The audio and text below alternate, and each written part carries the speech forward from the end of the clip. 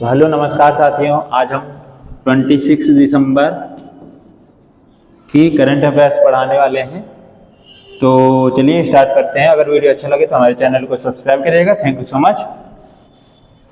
चलिए स्टार्ट करते हैं। पहला क्वेश्चन है हमारा वीर बाल दिवस से। ठीक है, प्रश्न है हमारा वीर बाल दिवस कब मनाया जाता है। ठीक है, वीर बाल दिवस कब मनाया जाता है? तो ये मनाया जाता है 26 दिसंबर। ठीक है, कब मनाया जाता है वीर बाल दिवस? 26 दिसंबर को। और ये किस लिए मनाया जाता है आगे हम पढ़ लेते हैं।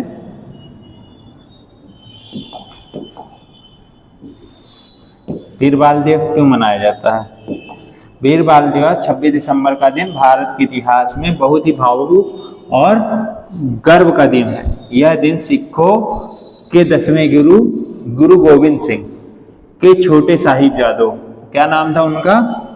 बाबा जोरावर सिंह। उम्र कितनी थी उनकी? 9 साल। और बाबा फतेह सिंह कितने थे? उनकी उम्र कितनी थी?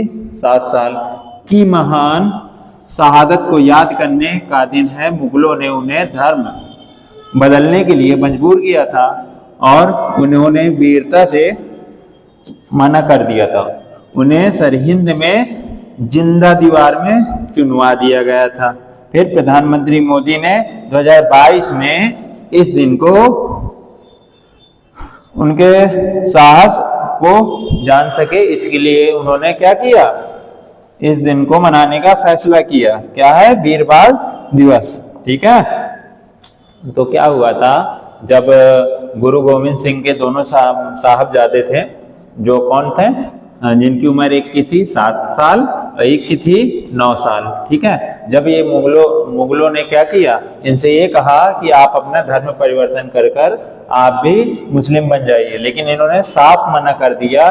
देखिए, बच्चे थे, लेकिन बच्चे होने के बाद में भी इनके अंदर इतना साहस था कि इन्होंने साफ मना कर दिया कि हम आपकी दास्तां स्वीकार नहीं करेंगे और हम अपना धर्म परिवर्तन नहीं करेंगे। तो फिर मुगलों ने क्या किया? इनको जिंदा दीवार में चुनवा दिया और क्या हुआ? इनकी उसी में मौत हो गई। और उस टाइम पे शासक कौन थे? औरंगजेब। ठीक है, तो औरंगजेब ने इन्हें जिंदा चुनवा दिया था दीवार में। तो मोदी जी ने हमारे 2022 में पहला वीर बाल दिवस मनाने की घोषणा की थी। ठीक है,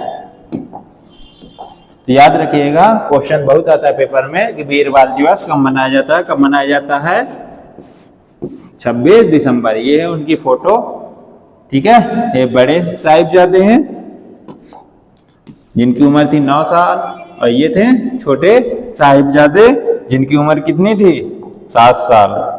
अब बताइए, 7 साल और 9 साल में बच्चे वो नहीं होते, बड़े नहीं होते, खेलते रहते हैं। उस टाइम पे ये कितना बड़ा साहस किया था। अगला है क्वेश्चन, 26 दिसंबर 2025 को भारतीय कम्युनिस्ट पार्टी सीपीआई ने अपनी स्थापना को विकसित करने के कितने वर्ष पूरे कर लिए हैं? तो 100 वर्ष। सीपीआई की स्थापना 26 दिसंबर 1925 को कानपुर में हुई थी। कब हुई थी? 26 दिसंबर 1925 को कानपुर में। ठीक है, कम्युनिस्ट पार्टी कौन था?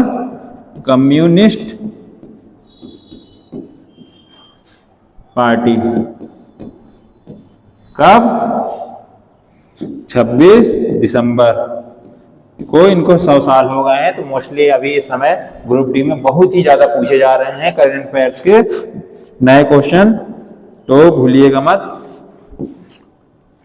अगला क्वेश्चन है, हाल ही में द्रौपदी मुर्मू ने भारत के संविधान का किस भाषा में अनुवाद जारी किया है?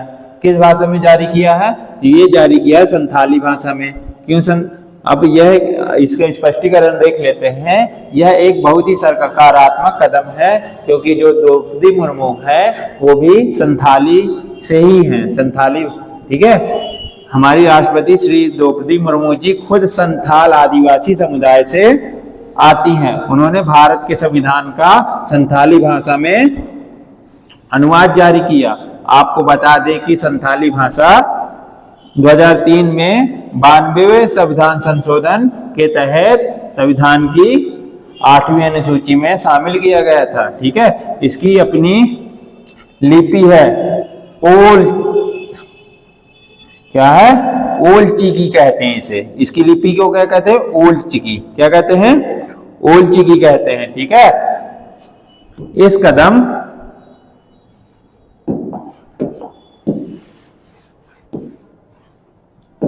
इसकी जो लिपि है क्या कहते हैं, ओल्ड चिकी कहते हैं। इस कदम से आदिवासी समुदाय के लोगों ने अपने अधिकारों की मातृभाषा में समझ सकेंगे। आदिवासी भी अपनी भाषा में समझ सकेंगे कि हमारे संविधान में क्या क्या चीजें हैं। ठीक है, अगला क्वेश्चन है हमारा,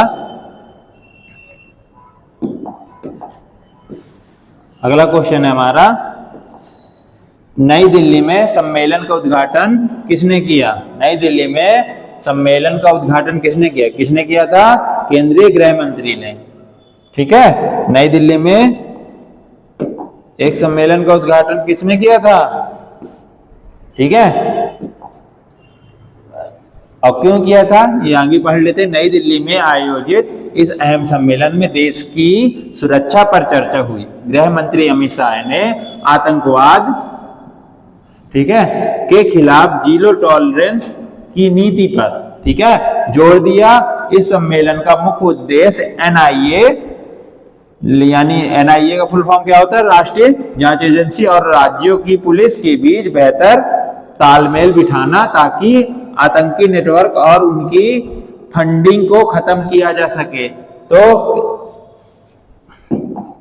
गृह मंत्री हमारे अमित शाह जी ने एक महत्वपूर्ण सम्मेलन किया।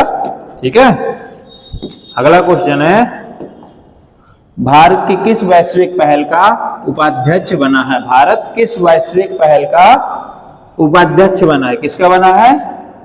Kimberly process. ठीक है, किसका उपाध्यक्ष बना है? Kimberley process. ठीक है, भारत किस वैश्विक पहल का उपाध्यक्ष बना है? ये क्या है? Kimberley process. किम्बरली प्रोसेस क्या होती है?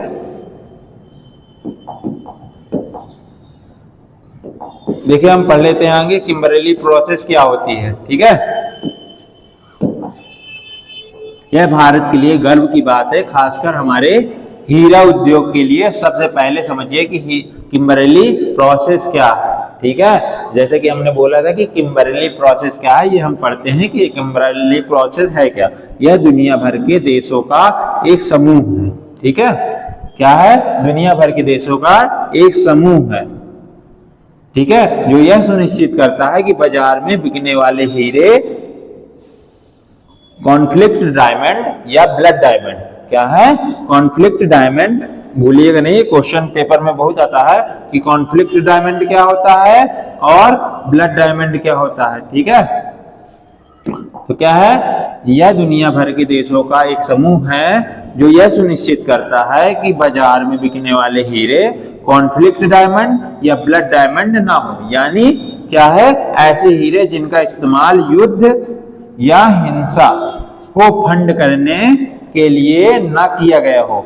कॉन्फ्लिक्ट डायमंड, कॉन्फ्लिक्ट मतलब क्या होता है? युद्ध। ठीक है, तो कॉन्फ्लिक्ट डायमंड यानी युद्ध या हिंसा को फंड करने के लिए इन डायमंड्स का प्रयोग न हो सके, इसलिए क्या किया गया? भारत दुनिया में हीरे की कटिंग के लिए इस संस्था,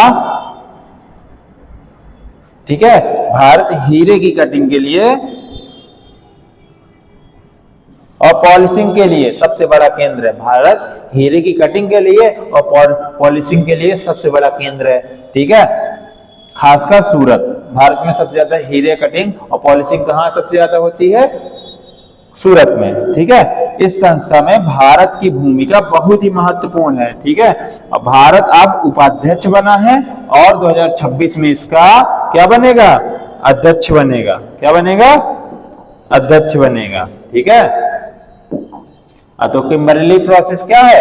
यानी कॉन्फ्लिक्ट डायमंड और ब्लड डायमंड का क्या हो? इसका इस्तेमाल हिंसा को बढ़ाने के लिए और युद्ध के लिए, इसकी फंडिंग करने के लिए बिल्कुल ना हो, इसीलिए किम्बरली प्रोसेस बनाई गई है। ठीक है, तो इस साल क्या है? ये उपाध्यक्ष, और अगले साल क्या बन जाएगा? हमारा भारत अध्यक्ष बन जाएगा इसका।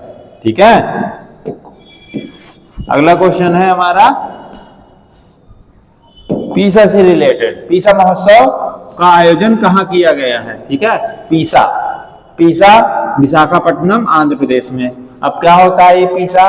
ठीक, तो पीसा महोत्सव का आयोजन कहाँ किया गया है? पेपर में अगर आता है आपके कि पीसा महोत्सव का आयोजन कहाँ किया गया है, ये किया गया है विशाखापट्टनम आंध्र प्रदेश में। ठीक है, अभी क्या होता है पीसा, आइए पढ़ लेते हैं। पंचायती राज मंत्रालय ने आंध्र प्रदेश के विशाखापट्टनम में यह महोत्सव मनाया। पीसा का फुल फॉर्म क्या होता है? Panchayat extension to schedule areas act, जो कब वो हुआ था, अधिनियमित हुआ था 1996 में। आसान भाषा में समझे तो यह कानून आदिवासी बहुल इलाकों में वहां की ग्राम सभाओं को विशेष अधिकार देता है। क्या विशेष अधिकार देता है? ताकि वे अपने जल, जंगल, जमीन के फैसले खुद ले सके। यह महोत्सव आदिवासी स्वशासन को मजबूत करने के लिए मनाया जाता है। किसको मजबूत करने के लिए मनाया जाता है? आदिवासी स्वशासन को मजबूत करने के लिए मनाया जाता है, यानी वो जंगल जमीन के फैसले खुद ले सके। ठीक है, उस पर बाहर से कोई दबाव ना हो। तो पीसा का फुल फॉर्म क्या होता है? Panchayat extension to schedule areas act. ठीक है, तो मत भूलिएगा पीसा। पीसा का सम्मेलन कहां मनाया गया है? विशाखापट्टनम आंध्र प्रदेश में। ठीक है, अगला क्वेश्चन है हमारा K4 से रिलेटेड, K4 मिसाइल और INS अरिहंत। किस पनडुब्बी से K4 मिसाइल का परीक्षण किया गया है? किस पनडुब्बी से K4 मिसाइल का परीक्षण किया गया है? INS अरिहंत। ठीक है, ये क्या है? किस परीक्षण से K4 मिसाइल का परीक्षण किया गया है? ये किया गया है INS अरिहंत से सॉरी, किससे किया गया है? INS अरिहंत। ठीक है, आइए इसके बारे में पढ़ लेते हैं। यह भारत की सुरक्षा में एक बहुत बड़ी छलांग है। ठीक है, INS अरिहंत भारत की दूसरी परमाणु ऊर्जा से चलने वाली पनडुब्बी है। अगर दूसरी ये भारत INS अरिहंत दूसरी है तो पहली कौन है बताइए? पहली पनडुब्बी का नाम क्या है? पहली पनडुब्बी क्या है बताओ, जल्दी जल्दी कमेंट कीजिए। दूसरी परमाणु ऊर्जा से चलने वाली पनडुब्बी है। इससे दागी गई K4 मिसाइल की रेंज कितनी है? 3500 किलोमीटर है। इसका मतलब है कि भारत अब समुद्र के अंदर से दुश्मन के ठिकानों पर परमाणु हमला करने में भी सक्षम है। इसे भारत की सेकेंड स्ट्राइक कैपेबिलिटी कहा जाता है। ठीक है, क्या कहा जाता है? सेकेंड स्ट्राइक कैपेबिलिटी कहा जाता है। ठीक है, तो हमने पूछा था आपसे कि भारत की ये अगर दूसरी पनडुब्बी है INS अरिहंत तो पहली कौन सी है? तो पहली है हमारी INS अरिहंत। क्या है? INS अरिहंत। ठीक है, तो मत भूलिएगा भारत की पहली पनडुब्बी INS अरिहंत और दूसरी पनडुब्बी INS अरिहंत। ठीक है, K4 मिसाइल कितने किलोमीटर मार करने के लिए है? 3500 किलोमीटर। ठीक, अगला क्वेश्चन है क्रिकेट से रिलेटेड। ठीक है, वैभव सूर्यवंशी का रिकॉर्ड क्या था? विजय हजारे ट्रॉफी में 36 गेंदों में शतक लगाने वाले सबसे युवा खिलाड़ी कौन है? वैभव सूर्यवंशी। क्वेश्चन क्या है हमारा? विजय हजारे ट्रॉफी में 36 गेंदों में शतक किसने लगाया? तो ये लगाया था वैभव सूर्यवंशी ने। सबसे युवा खिलाड़ी हैं जिनकी उम्र कितनी है? 14 साल। कितनी है? 14 साल 250 दिन। यानी सबसे युवा खिलाड़ी हैं जिन्होंने विजय हजारे ट्रॉफी में 36 गेंदों में शतक मार दिए, यानी 100 रन मार दिए। ठीक है,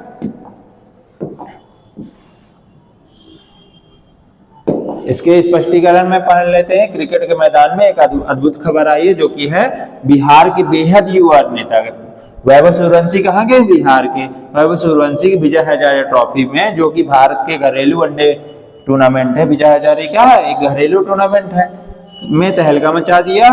उन्होंने सिर्फ 36 गेंदों में शतक जड़कर इतिहास रच दिया। ठीक है, सबसे तेज शतकों में से एक है ये शतक।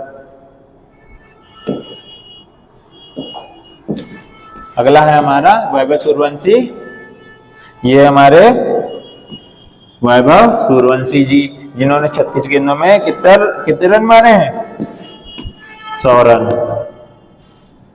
अगला क्वेश्चन है हमारा एयरलाइन से रिलेटेड।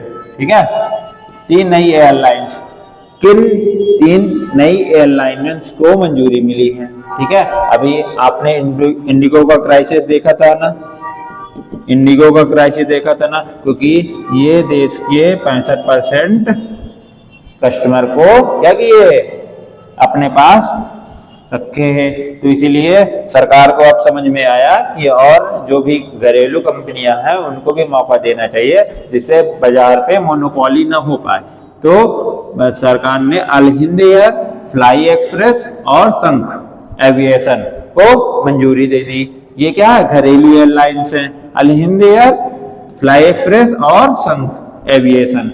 ठीक है, ये 3 एयरलाइंस में सरकार ने मंजूरी दे दी है। ठीक है, अब इसके बारे में पढ़ लेते हैं।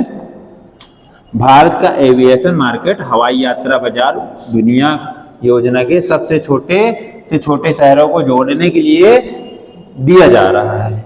इसी कड़ी में नागरिक उड्डयन मंत्रालय ने इन 3 नई कंपनियों की शुरुआत में एनओसी जारी कर दी है। क्या जारी कर दी है? एनओसी यानी नॉन ऑब्जेक्शन सर्टिफिकेट जारी कर दिया। आने वाले समय में इससे हवाई किराए में प्रतिस्पर्धा बढ़ेगी और यात्रियों को नए विकल्प मिलेंगे, जिससे किराया भी हमारा क्या होगा, थोड़ा कम होगा और बाजार की मोनोपोली भी खत्म होगी। अब अगला क्वेश्चन है हमारा, रूस का मून न्यूक्लियर प्लांट। ठीक है, किस देश ने चंद्रमा पर न्यूक्लियर पावर प्लांट लगाने की घोषणा की है?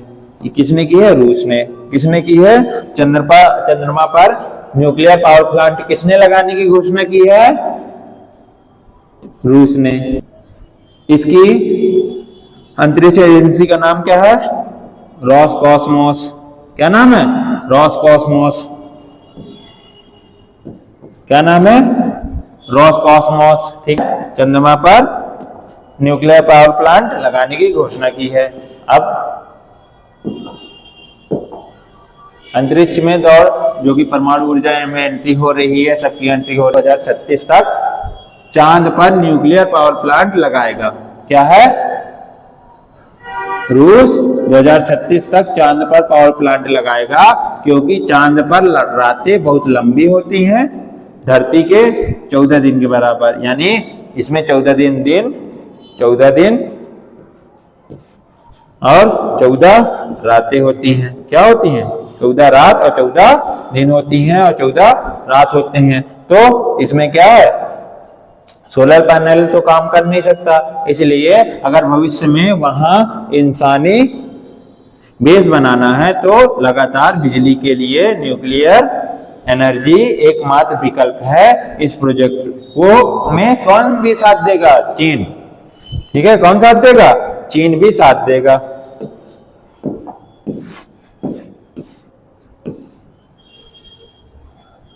अगला क्वेश्चन है हमारा, उड़ीसा की पहली महिला मुख्य सचिव कौन बनी है? ठीक है, ये बनी है अनु गर्ग। अनु गर्ग उड़ीसा की पहली महिला मुख्य सचिव बनी है। ठीक है, और ये क्यों? देखो, यह महिला सशक्तिकरण का एक बेहतरीन उदाहरण है। वरिष्ठ IAS अधिकारी अनु गर्ग को उड़ीसा राज्य का मुख्य सचिव नियुक्त किया गया है। यह इसलिए खास है क्योंकि उड़ीसा के इतिहास में वह इस सर्वोच्च प्रशासनिक पद पर पहुंचने वाली पहली महिला है। ठीक है, पहली महिला मुख्य सचिव कौन बनी है? अनु गर्ग। ठीक है, अब महिला सशक्तिकरण को बढ़ावा देने के लिए सरकार ने क्या किया? अनु गर्ग को मुख्य सचिव बनाया। अब अगला क्वेश्चन है, लेखक विनोद कुमार शुक्ल का निधन हुआ, उन्हें साहित्य अकादमी पुरस्कार कब मिला था? लेखक विनोद कुमार शुक्ल कौन थे? लेखक विनोद कुमार शुक्ल का निधन हुआ, वो साहित्य अकादमी पुरस्कार उनको कब मिला था? यह मिला था 1999। कब मिला था? 1999 में। ठीक है, अब विनोद कुमार शुक्ल जी का निधन हो गया। वे अपनी अनूठी लेखन शैली के लिए जाने जाते थे। और क्या है, उनके प्रसिद्ध उपन्यास कौन थे? दीवार में एक खिड़की रहती थी, पहला उपन्यास। और क्या था उनका प्रसिद्ध उपन्यास? क्या था? दीवार में एक खिड़की रहती थी। 1999 में प्रतिष्ठित साहित्य अकादमी पुरस्कार मिला था। ठीक है, उनकी अन्य रचनाओं में से एक कौन थी? नौकर की कमीज। कौन था? एक रचना थी नौकर की कमीज, और दूसरा दीवार में एक खिड़की रहती थी। क्या था? दीवार में एक खिड़की रहती थी। ठीक है, और दूसरा है नौकर की कमीज। ठीक है, और इनको किस कृति के लिए, उपन्यास के लिए दीवार की एक खिड़की रहती थी, इसके लिए साहित्य अकादमी पुरस्कार इनको दिया गया है। किसको दिया गया है? विनोद कुमार शुक्ल को। तो चलिए, वीडियो अच्छा लगा हो तो हमारे चैनल को सब्सक्राइब करेगा। Thank you so much. मिलते हैं अगले वीडियो में। और आप हमारे चैनल को सब्सक्राइब करते रहा करिए, जिससे मोटिवेशन बढ़ता रहेगा। ठीक है, और ऐसे ही हम रोज करंट अफेयर्स के डेली क्वेश्चन लाते रहेंगे तो आपको। ठीक है, तो चैनल को सब्सक्राइब करते रहिए, क्योंकि अगर माँ बाप का सपना पूरा करना है थोड़ा सा पढ़ाई करनी पड़ेगी, नहीं तो फिर कैसे पूरा होगा? आप ही तो उनका एकमात्र सहारा है। तो चलिए, जय हिंद।